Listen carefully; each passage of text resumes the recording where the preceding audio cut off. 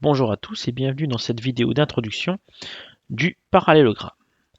Alors le parallélogramme, c'est une figure centrale en cinquième, elle est très importante et donc il faut bien comprendre ce que c'est comme figure géométrique, quelles sont ses propriétés, etc. Voilà. Alors je vous invite à prendre votre leçon, la partie grand 1, l'imprimer ou la recopier, ça c'est vous qui voyez, peut-être sans la figure pour l'instant.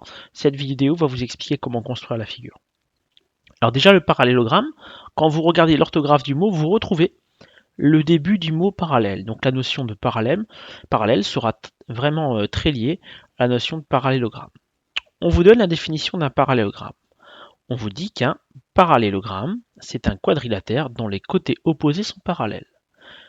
Par exemple ici, le côté AD est parallèle au côté BC, le côté DC est parallèle au côté AB. Nous sommes face à un parallélogramme, le parallélogramme ABCD.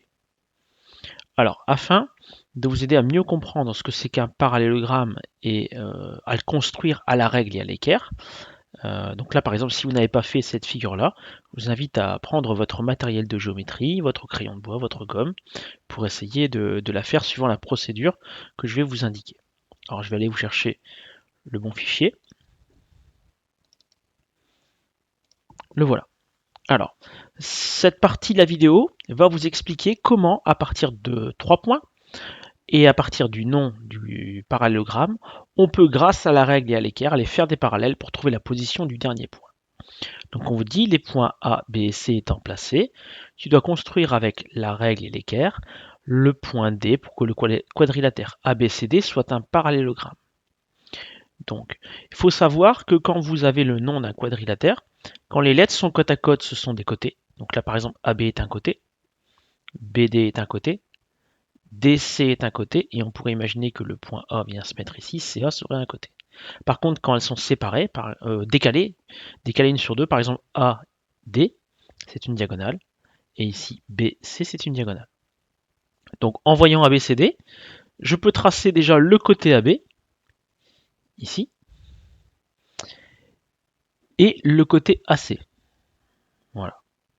Donc vous, sur votre leçon, si vous voulez faire la construction, je vous invite à mettre le point A, le point D, le point B, vous tracez AD et AB, donc vous faites un grand côté, un petit côté, l'angle pour l'instant, peu importe, hein, du moment que vous ne faites pas un angle droit, c'est bien. Voilà. Et donc il vous restera à placer le point C en suivant la technique de construction que je vais vous expliquer. Alors,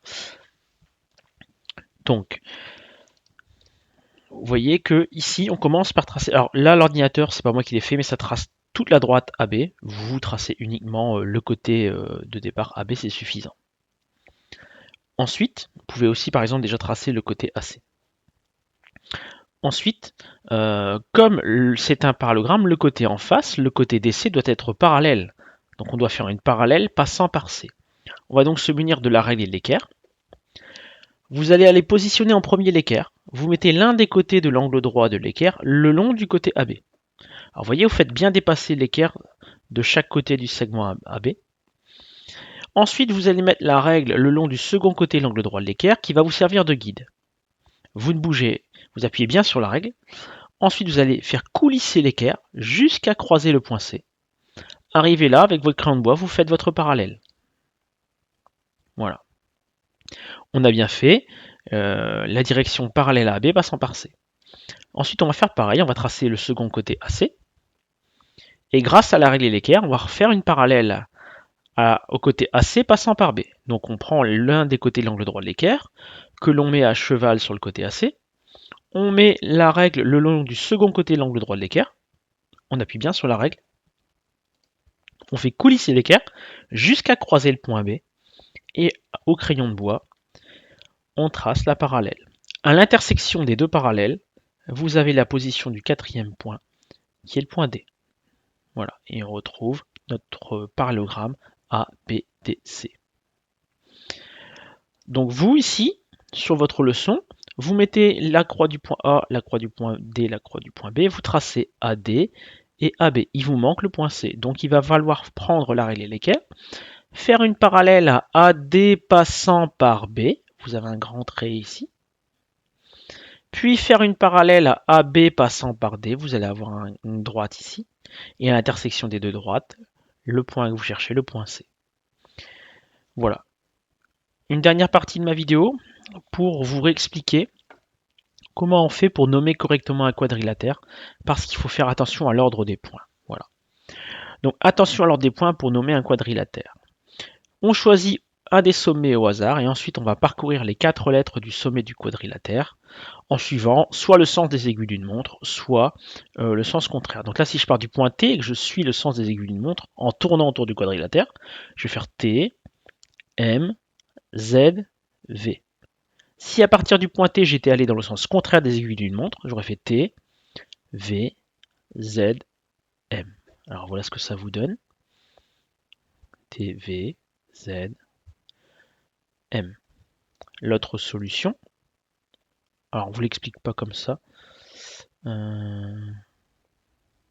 Voilà, si on fixe M. Ah, c'est ce que je vous expliquais tout à l'heure. Donc si vous fixez M, les points d'une diagonale, vous voyez, ils sont positionnés 1 sur 2 dans le nom du quadrilatère. Ils ne sont pas côte à côte. Donc là, VM est une diagonale. Donc forcément, après TZ sera une diagonale. On a VMTZ ou VZTM. Voilà. Donc j'espère que cette vidéo vous aide à mieux comprendre ce que c'est qu'un parallélogramme, quadrilatère dont les côtés opposés sont parallèles, et que vous avez compris la première technique de construction à l'aide de la règle et du compas. Il faut savoir qu'il y aura 3 techniques de construction principales, celle qu'on a vue là maintenant. Il y aura une technique à l'aide du compas.